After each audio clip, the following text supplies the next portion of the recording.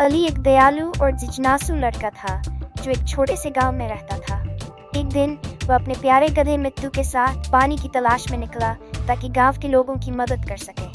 कई घंटों तक भटकने के बाद वो एक अजीब नदी के पास पहुंचे। चौंकाने वाली बात यह थी कि वह नदी बात कर रही थी। अगर तुम्हें इस पार जाना है तो तुम्हें मेरी 3 पहेलियों का सही जवाब देना होगा, नदी ने कहा। अली घबरा गया, लेकिन मित्तू ने प्यार से उसे धक्का दिया, मानो कह रहा हो कि हिम्मत रखो। पहली पहेली थी, ऐसी कौन सी चीज है जिसके पास चाबियां तो हैं मगर वो दरवाजे नहीं खोल सकती। अली ने सोचा और जवाब दिया, पियानो। नदी ने हंसते हुए उन्हें आगे जाने दिया। दूसरी पहेली थी, जितना ज्यादा लोग इसे लेते हैं उतना ज्यादा ये पीछे छूट जाता है। वो क्या है?